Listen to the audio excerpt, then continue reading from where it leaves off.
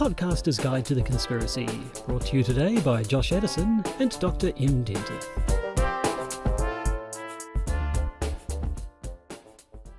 Hello, you're listening to the Podcaster's Guide to the Conspiracy. I am Josh Edison in Auckland, New Zealand. They are Dr. M. Dentith in Hamilton, New Zealand, or Kiri Roa, as we are saying these days. With the program. Well, it's a program. It's Tuesday night in Auckland, bizarrely, because somebody has a birthday coming up. Yeah, someone also has a house guest who's coming to stay, listening to this podcast even as we speak. Dun, dun, dun. Yes, the good Dr. Dentith is keeping up the pretense of not being some sort of ageless being from the void. So we'll have to smile and nod at this talk of birthdays and aging and so on, and it'll be over again in a couple of weeks. It's true, but there'll be an episode next week, although next week's episode will be pre-recorded. So effectively, we're taking 2 Thursdays off in a row because we're members of the bourgeoisie, and that's what the bourgeoisie do. Yep, it's crazy, messed up times we live in. It actually really is crazy, messed up. It literally actually is, yeah. Now, once again, we are live broadcasting on the Discord, although we only have one person listening in at this particular point in time. But it is not our usual broadcast night, so many people may well be confused. But if you were a patron, you'd be able to sit in on the Discord and listen to us broadcast live, and then discover all the things we cut out of the podcast before we disseminate it on your favorite podcast platform. And presumably add comment and heckle, as is your wont. At some stage, I think we plan to take questions. We do indeed. So probably sometime in August, we will do a session where we will take questions, presumably first by text. We'll see how well people asking questions in the chat works out. And then eventually, maybe sometime in September, we might even allow people to talk to us on Discord and include their dulcet tones in the podcast as they ask us questions such as, why are we so sexy? How did we get so sexy? And why are we going to be so sexy for all time? And the general level of our sexiness relative to, say, our shirt or possibly our cat. Or New York and Japan, yes. I do like where you're going with that. Although yes. I don't think you should drop dead. No, nobody should. So congratulate Will. Oh yes, we do. Upgraded their pledge level. Normally we do an opening sketch thing, but of course this week it's been kind of taken up with the continuing adventures of Lord Morrissey, and Pluddles. Will, we will get to you properly in the course of time, but because next week's a pre-recorded episode and the week after that will be the next installment of the Lord Morrissey saga, it'll be a while till we get there. So I just want to say it's really great to have a member of the Cabal contributing money to our small podcast. You know what's going on, we know who you are, ipso facto we now know what's going on as well. Thanks, Will. And thank you to the Transitive Property. Indeed. Now, it is another episode of Conspiracy Theory Masterpiece Theatre. And we're going back to Lee Basham, who was already featured once. So before, I guess, we start going into the actual details of it, we should play some sort of a sting and start the main part of this episode proper. And the sting will go somewhere around about here.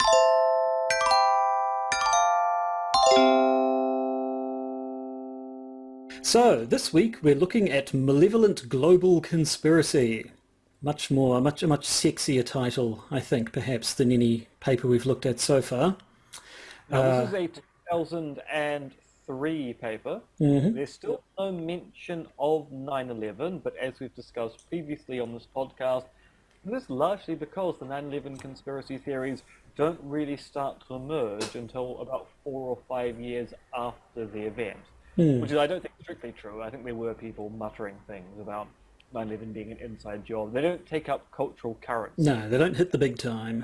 For or 2005. Hmm. So it's actually not unusual that it's not been mentioned here, even though in retrospect, given that 9/11 is now 2 years pre this paper's publication, it does seem weird now looking back on it to go, so where's the 9/11 thing? Surely that's the vertex of conspiracy theory. It wasn't by this Not particular yet. point in time. No. History is weird.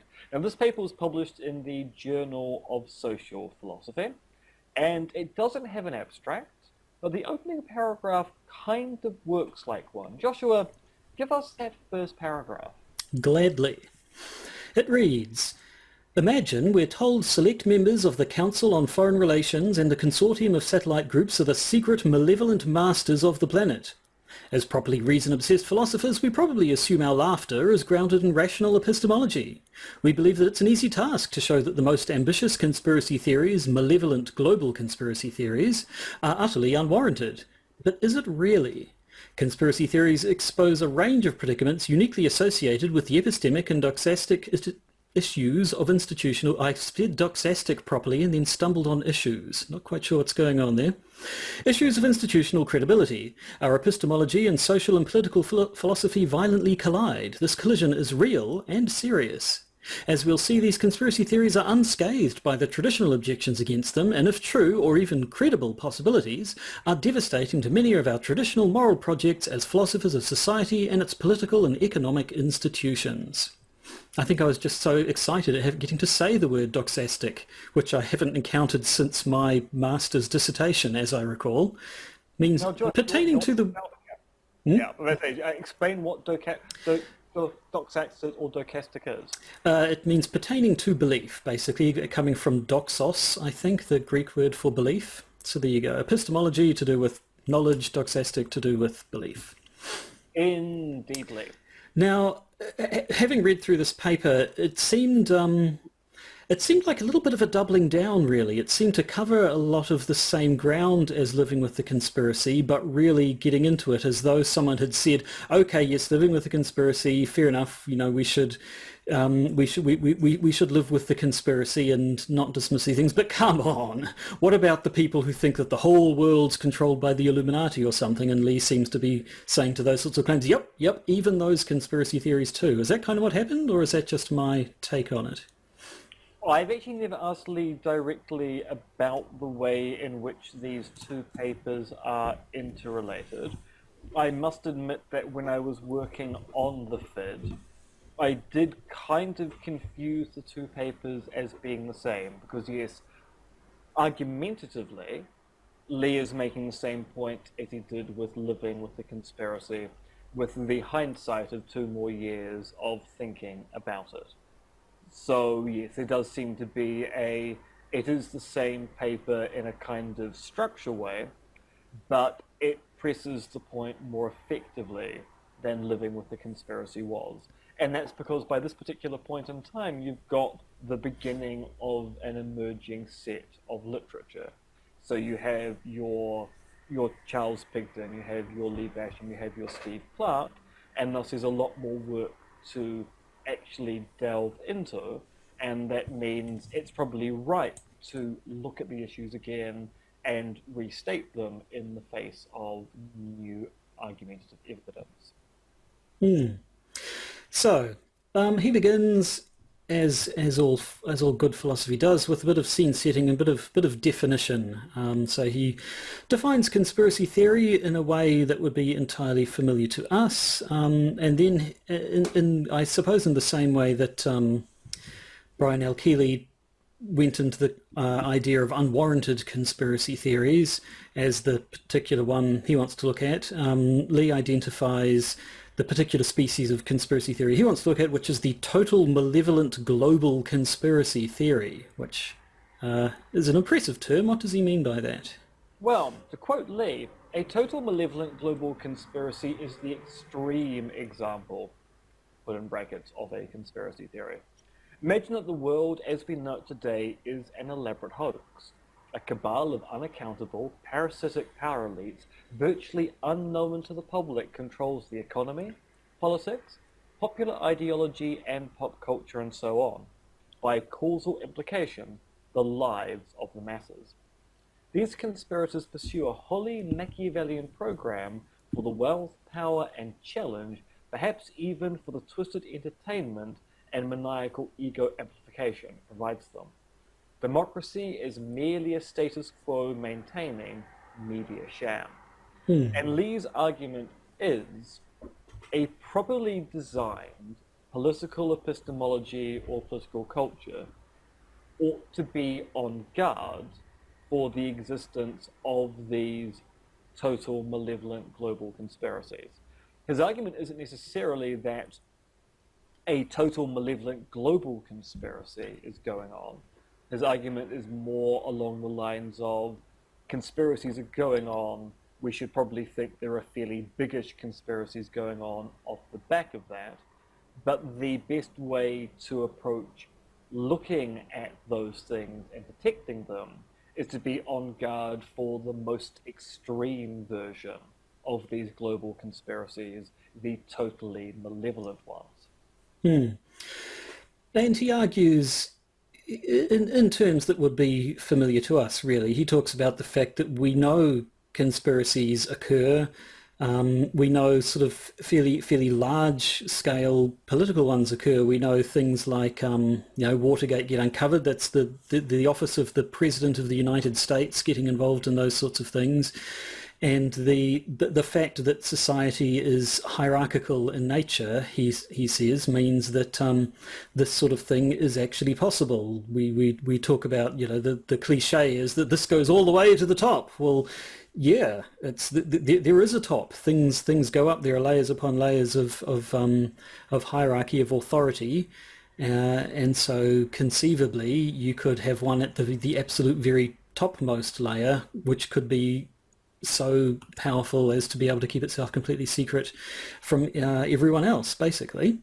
Now, the best way to probably talk about that is to look at what he takes to be the four primary objections to the rational acceptance of global conspiracy theory, which makes up the second section of the paper. So let's look at the four kind of objections he thinks are commonly leveled against the idea that we should be thinking about these global conspiracies operating in the background. And that is talk of the unfalsifiability of conspiracy theories, appeals to the fact that the world is apparently uncontrollable, and appeal to the trustworthiness of public institutions of information, and of course, ye old paranoia.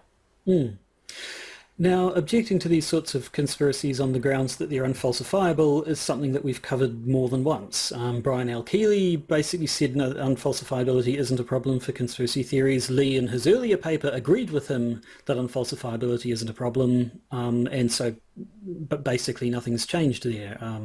The fact that conspiracies by their nature would try to hide their existence from you means that falsifiability isn't a problem in the way as it might be in, say, the sciences, where the object of your study isn't deliberately hiding itself from you. So there's really nothing new to say there.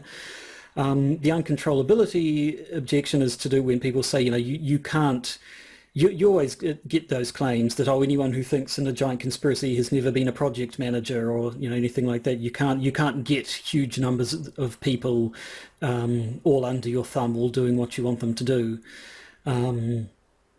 But Lee basically says it's hard, but it's not impossible. And indeed, we've looked at things like when you're talking about controlling a large organization or something, that doesn't mean you have enforcers standing over every one of the people involved, getting them to do what you want. It can you can have the situation where only the people at the top know what's going on and arrange for things to filter down, but it doesn't actually require, I guess, fine-grained control over the entire world to have a global conspiracy.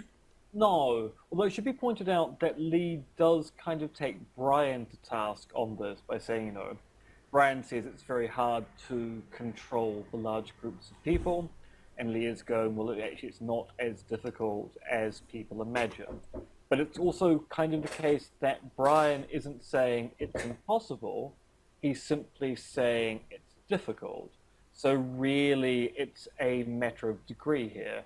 Lee thinks it's a lot easier than Brian thinks it is, But then again, Bryant's also talking about mature, unwarranted conspiracy theories. So it's kind of built in that when he talks about uncontrollability, he's talking about things being uncontrollable when we think of these mature conspiracy theories, which are persisting in discourse, which happen to also be examples of unwarranted conspiracy theories where no new evidence has been put forward to show them.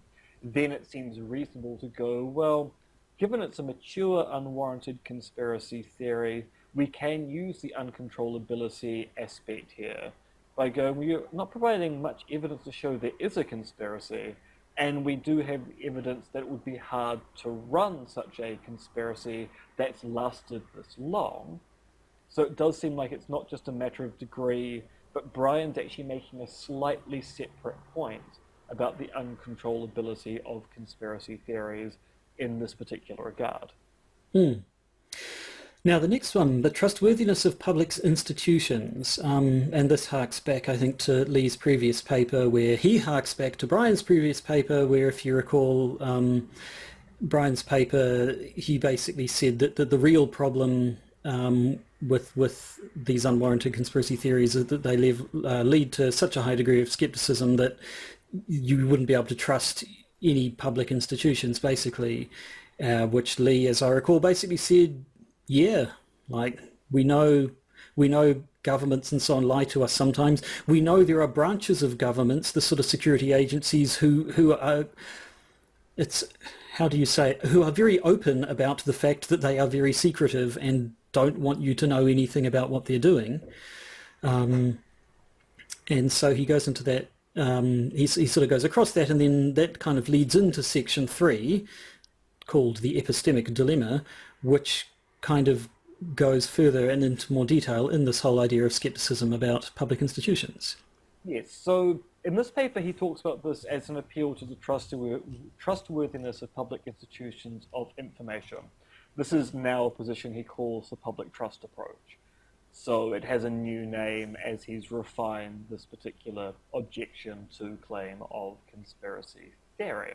But yes, he takes it that there's a kind of dilemma here about the kind of society in which we think we live in and the kind of society in which we would have to live in to show that public institutions are not involved in conspiracies at all, which gives us the twin horns of a dilemma of trying to work out, do we live in the actual society in which we are fairly confident there are no massive conspiracies going on in the background, or do we merely think we live in that society, but there's plenty of evidence to go, well, actually, people are conspiring and they do it an awful lot. And so he states, well, a total skepticism about public institutions may be unreasonable. A total skepticism about the current existence of even one fairly involved, widespread and shocking conspiracy involving an elaborate cover-up / disinformation campaign seems just as unbalanced. Yeah, so essentially, as we've said before, we know conspiracies occur. We know they're actually relatively common, just not necessarily enormous global ones. But if we are perfectly willing to accept that smaller scale conspiracies exist, then why not? Why could it not be possible that at least one much bigger one does exist? And so he sort of says this isn't. Well, he says the issue before us is one of degree. He says it's not here's one kind of conspiracy theory that's fine, here's one kind of conspiracy that's completely unthinkable. They all exist on a scale. So he says, the issue before us is one of degree. A spectrum exists between the trusting and distrusting background theories of our civilization. Reasoned epistemic choice within the spectrum can only advert to empirical facts about the actual degree of conspiracy at work in the multitude of institutional relationships spanning all sectors of political, governmental and economic enterprise. Begetting the real measure of this is something that most of us are in no reliable position to judge. I suspect that virtually no one is or can be. This is literally beyond our ken. Who's ken? We haven't encountered ken yet. You obviously don't know your British radio variety or sitcom shows from back in the 1960s. Otherwise, you'd know that it's literally a reference to the British show Beyond Our Ken. Ah, well, there we go. Anyway, so yes, a dilemma, it would seem. Do we trust in public institutions, or do we not? Or is that not really a dilemma? Well, here we go. So he puts the dilemma as this. Our dilemma is that there are two distinct scenarios between which we must decide. So here's the first horn of the dilemma. These basic claims, our claims about the world, are largely filtered and sometimes totally fabricated through deceptive practices put in place by fairly well-developed networks of highly placed conspirators, unified or unconnected, in order to avoid detection by inquiries like our own. Here's the second horn of the dilemma. These basic claims are largely accurate because the level of conspiratorial activity in our society is fairly weak, and so conspiratorial control of such information is weak. Now, one obvious objection here is that this seems like there's a missing horn here. So our claim is either things are often fabricated or they're quite reliable. You might then go, but what about the other option, which is the middle ground, which is sometimes fabricated but not largely filtered? Now, one response to that, which I think the response that Lee would give, and I'm sympathetic towards this response because I've argued in a similar fashion myself, arguably that middle ground, if you are concerned about the existence of conspiracies going on in the background, actually is subsumed into the first horn of the dilemma. The idea that we live in a moderately conspired as opposed to a heavily conspired world is effectively the same towards the conspiracy theorist with their salt. So the only option is either we live in a relatively free and unconspired world, or there are conspiracies going on. And it doesn't really matter what the level is. As long as you suspect there are conspiracies going on, then you've got grounds to go, we don't live in a totally unconspired world, and thus we're back to the dilemma only having two horns. Well, that's good. I was a little worried that we might have a three-horned dilemma there, because then our dilemma would be then our dilemma would be a triceratops, and triceratopses are extinct. They're extinct. If that were the case, then I think that would have blown his entire argument out of the water. I must admit, I haven't seen the appeal to the triceratops being extinct as a response to a trilemma in quite some time. I salute you for your inadequate approach towards dealing with tripartite logical structures. Well, I do what I can. So yes, it reminds me a little bit of the whole free will and determinism thing, where you can say we have all these observations and feelings that makes it feel like we have free will, but then the determinist will say, well, yes, but that's entirely compatible with determinism as well. It could just be you are pre-programmed to feel like you have free will. And so here it's sort of saying if the belief that public institutions are trustworthy and therefore we shouldn't believe in global conspiracy theories could actually be compatible with the existence of a large global conspiracy theory, that just it's in its interest to make us believe that it doesn't exist. He says a little further down, one thing is certain, a full confidence in the uncontrollable nature of public institutions of information is exactly what an involved conspiracy would have us possess. So in other words, it's the classic reply of the conspiracy theorist when someone says, oh, you know, the world doesn't work that way, such a thing could never happen, and they would reply, that's just what they want you to think. But of course, if you are in a position of power, or in a position of being able to control how narratives work, and you're engaged in conspiracies or cover-ups to maintain your control, then if you've got sufficient power, so you are a global conspiracy, you're a total global conspiracy, you're a total malevolent global conspiracy, then of course you are going to try to structure public discourse and the presentation of information to make your role in what's going on completely invisible. And of course, that gets us back to the point about unfalsifiability. If it turns out the conspirators do have that level of control, then it is reasonable to say they will be doing everything they can to make their interventions in the world as invisible as possible. Okay, but hang on here, hang on. All right. So let me stop you. Are you going to mention Triceratops being extinct again? Well, I'm not now. Okay. What I will say is that conspiracy, we know about some, right? Yep. Some big ones, they actually happened, and like because of leaks, and so that's sort of the claim. You can't, the bigger something is, the bigger the chance that there's going to be a leak, surely, and surely in the world in which we live, these conspiracies will just naturally come out, won't they? Well, I mean, you might think that, but as Lee argues, there's nothing systemic in the revelation of most conspiracies. Rather, good luck almost always plays the leading role. So the argument that conspiracies are prone to leaks doesn't actually appear to be true, given that in most cases we're quite lucky to find out about conspiracies. I mean, Watergate being the really great example. The discovery that Nixon was recording all of his conversations in the Oval Office was someone speaking out of turn. It wasn't a leak per se, it was someone mistakenly admitting to something that they weren't meant to mention. That then led to people going, well, if that's the case, then we can ask for those recordings.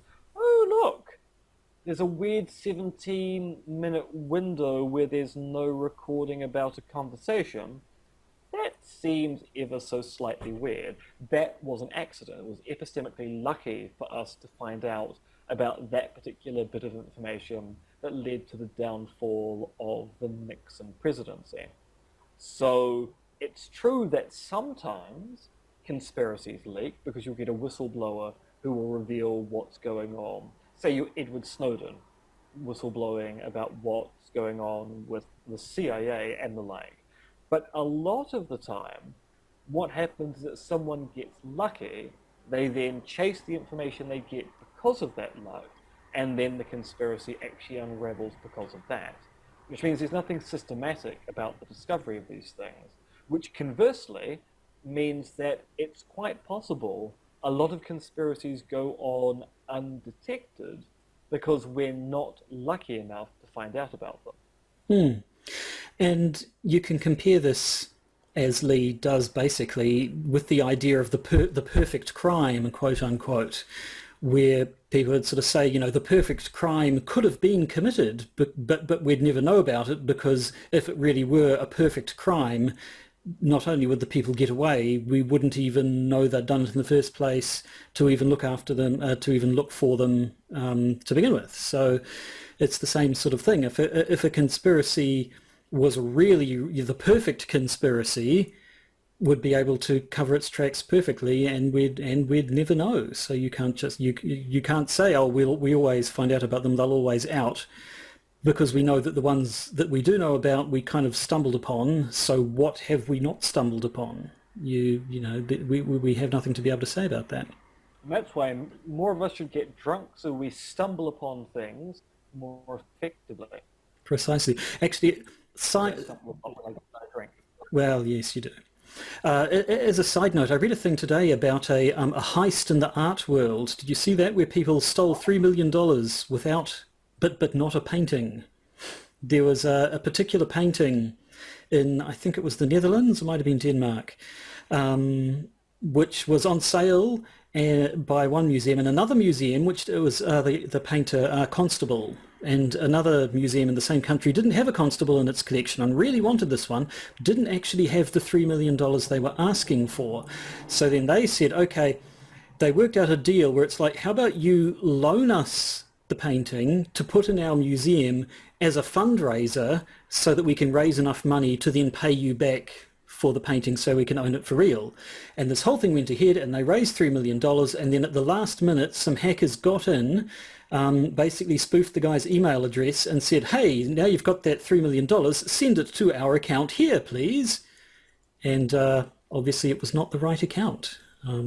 So not quite the perfect crime, because we do know that it happened, but these people managed to steal the $3 million for the sale of the painting without actually stealing the painting. See, my first thought there is that's the perfect example of eBay or Trade Me sniping, where you just get it at the very last second and go, no, I'll take the bid. But in this particular case, they got in at the very last second, oh, you've got the money now, you need to transfer it. Oh, by the way, here's our new account in Hong Kong, yeah.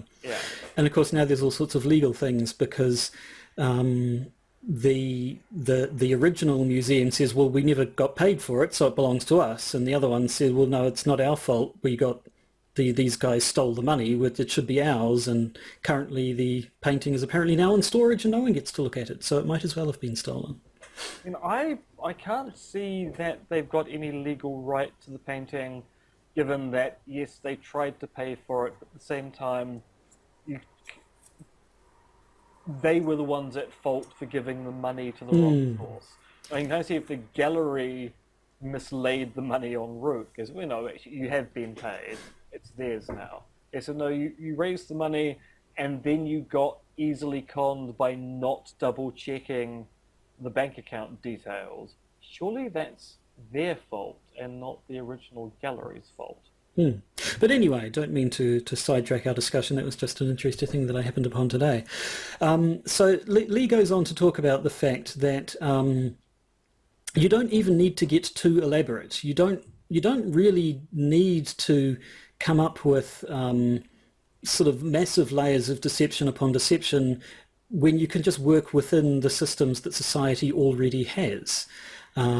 So he says a couple of pages later, first, there is no need to erect massive elaborate decoys. Working within the visible power structures appears quite adequate to the task of inflicting conspiratorial control, as well as being overall a simpler approach. Which reminds me, I saw a post on Twitter a little while ago, I'm afraid I don't remember who it was, who said something along the lines of, they say the world is secretly controlled by a cabal of global elites, and we say, no, the world is openly controlled by a cabal of global elites.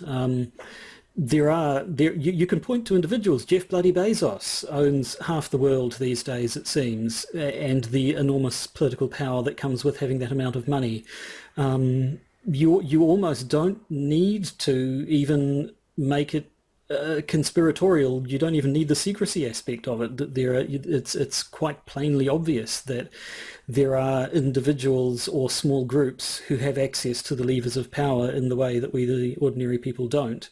So you don't need to add an awful lot of ornamentation onto that to come up with the sort of malevolent global conspiracy theory that Lee's talking about, surely.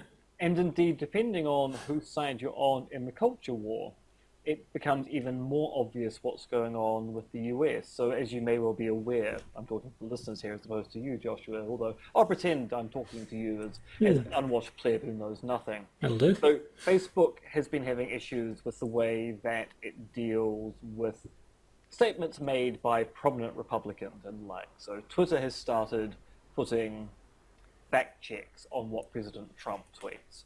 Facebook hasn't, and Facebook has basically argued that politicians can say whatever they like on Facebook because it's in the public interest to see what they say without there being any intervention to check whether what they're saying is factually correct or not. But now it turns out that a whole bunch of companies which do a lot of ad spend on Facebook are going, actually, until such time you start doing fact check on what politicians say, we're going to suspend our ad campaigns on Facebook. And Facebook suddenly is going, oh, actually, we think we might revise that policy and do a bit of fact checking nonetheless. So these big corporate monoliths are now going, actually, these organizations are not doing what we want them to do, so we'll just cut off money to them until such time they do as we please. Now, those of us on the liberal or left end of the spectrum are going, well, thank God for that. It means that politicians can't lie with impunity on Facebook, Twitter, and the like. But those people who think that it's worth lying to win a culture war go, no, no, no, these corporations are acting against our good. They're being malevolent here. They've got a deliberate anti-conservative bias of some particular kind. And they're doing it openly. There's no hiding behind a smokescreen or giving away rationales. They go, nope, nope, we're doing this openly. We've told you exactly what we want you to do, and we're going to cut off your money until such time you actually do it. And we're not pretending otherwise. So at the end of all this, Lee basically concludes that we can't guarantee that we live in a conspiracy-free society. And so this, if you recall from back at the start, we'd looked at the falsifiability, the uncontrollability, and this was the whole public trust thing. So he rounds thing out by saying, with these points in mind, we can accept that all things remaining equal, one, the more open a society's institutions of power, the less initially warranted overarching conspiracy theories are, and two, given a particular level of openness, the greater the difficulty experienced in keeping a conspiracy theory alive, via ever-expanding claims of falsified evidence, media manipulation, etc., the less warranted it is, because the conspiracy's execution would be that much more difficult. While today this may license little confidence, it points us in precisely the right direction. So he will claim that society is not currently open enough that we can say that conspiracies will definitely come out and it becomes impossible to carry on an open one. And it'd be awesome if it was, though. Maybe we should move in that direction. Indeed. Now, of course, he then goes on to talk about paranoia in the final section. The fourth of the objection. paper. So he argues only the paranoid or extremely inquisitive are likely to become conspiracy theorists. But this reveals more about the current complacency of the average citizen than it does about the nature of the conspiracy theorist's concerns. While the details of her preferred conspiratorial account are frequently speculative, her motivating concern can be arrived at rationally, and may even be rationally compelling. Now, of course, anyone who is aware of paranoia will go, well, no, but paranoia is actually, by definition, an irrational state of mind. And I think what Lee is hinting at here is actually what Richard Hofstadter called the paranoid style. So Hofstadter, in his seminal work on conspiracy theories, the paranoid style in American politics, argues that conspiracy theorists are not actually paranoid, because paranoia is by definition a psychological problem where people are acting irrationally. Rather, conspiracy theorists look like they're paranoid.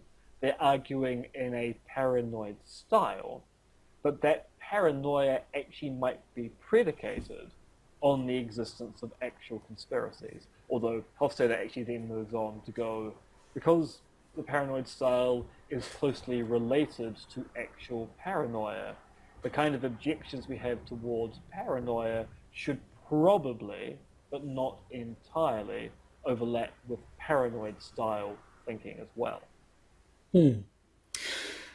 So that's it. He looked at these four objections that you might have to the possibility of a malevolent global conspiracy theory, that they are unfalsifiable, that they couldn't be controlled, that trust in public institutions means they're unlikely to occur, or that the problem is that thinking about them is paranoid, and basically says, no, actually none of those really apply or are really an obstacle.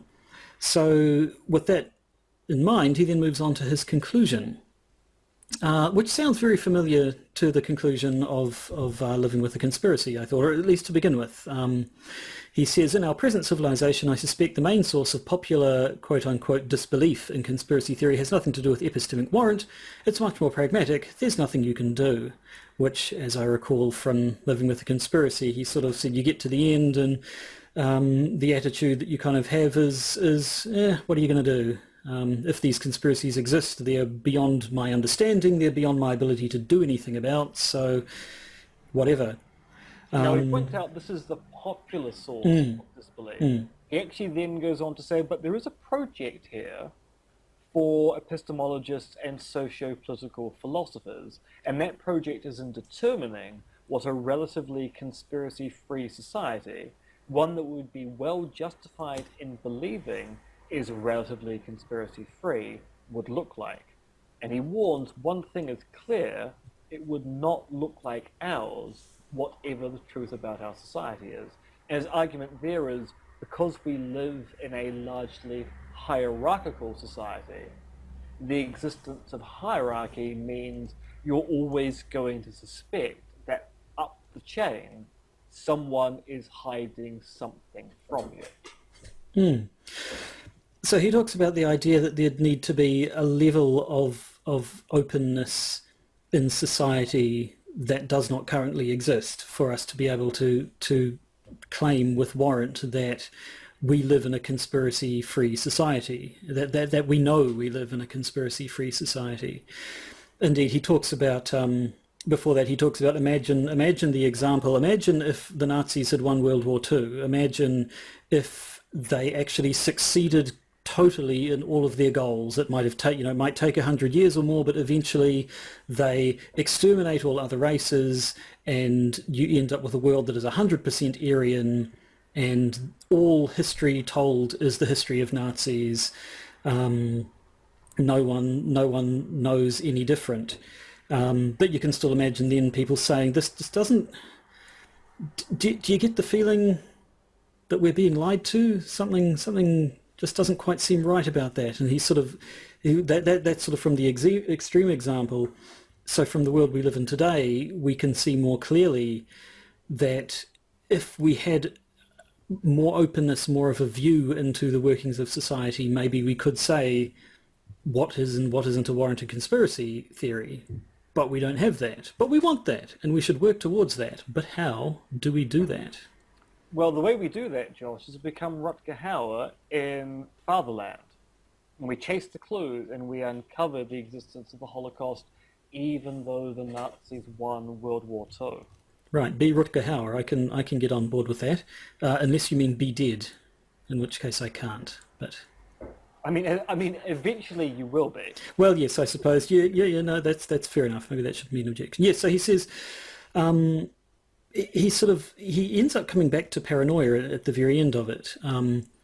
He says the greatest danger we face in taking the risk of conspiracy seriously, as he thinks we should, is a divisive society-wide paranoia.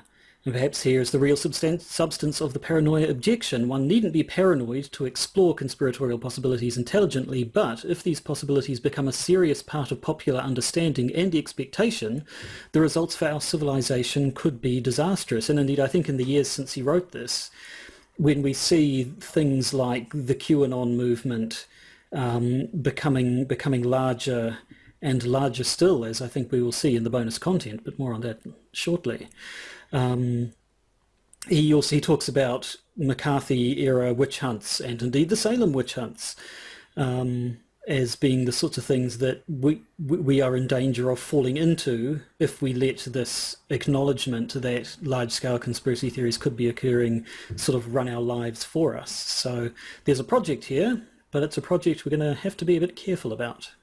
Indeed, and there's a project that we'll be seeing a lot more of as we continue our conspiracy theory masterpiece theatre, as we look at the papers which end up being replies to this paper, as well as the papers of Keeley, Pigden, and Clark.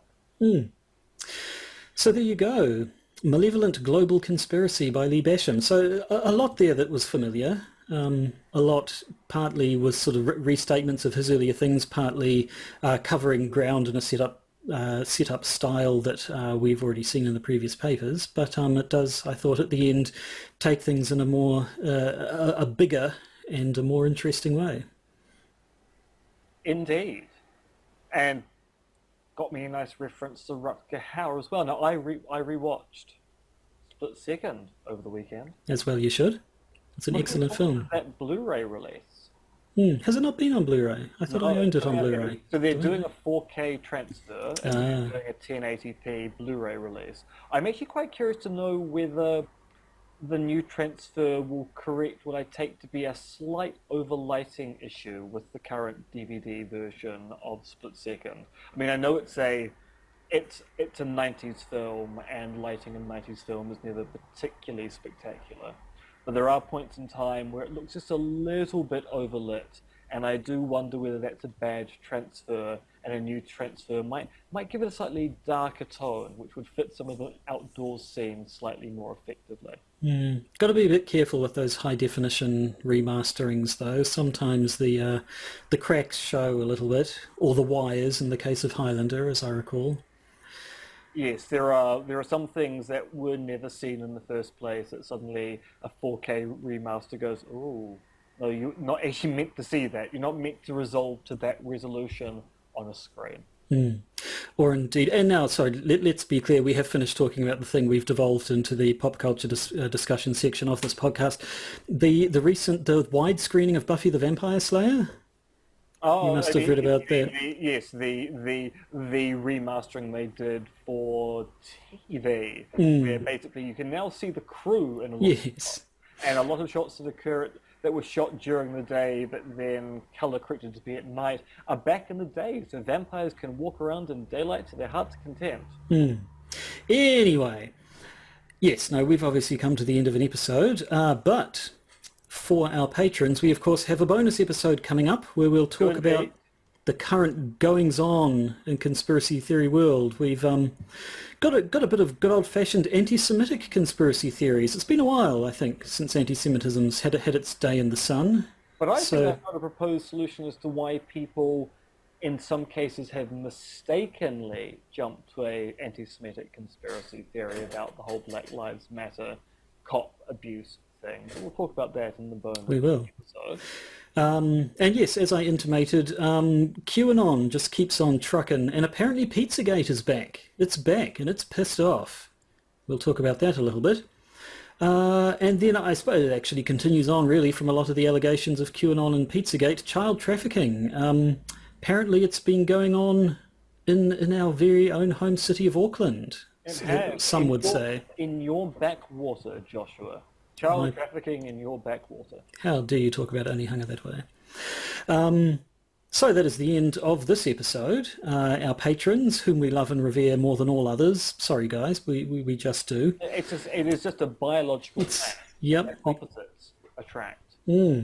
Thank you, MC Scatcat and Paula Abdul. I got it right this time. Yep. So for the rest of you, we'll say goodbye to you. At least you'll probably be getting this episode a little bit earlier in the week, since we recorded it earlier in the week. That can be our gift to you.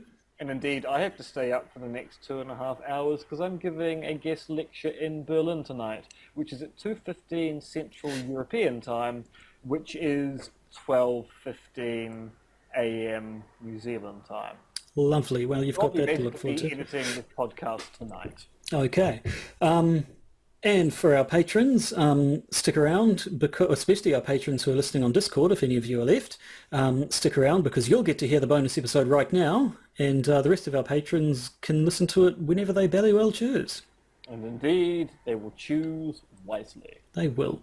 But until we next hear from you, which could be in a few seconds or could be in a week, goodbye. And for me, it's the season finale of Lex.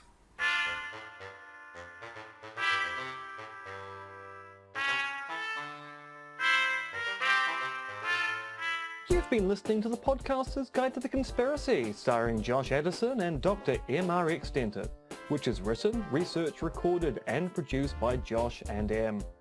You can support the podcast by becoming a patron via its Podbean or Patreon campaigns. And if you need to get in contact with either Josh or M, you can email them at podcastconspiracy@gmail.com or check their Twitter accounts, Monkey Fluids and Conspiracism.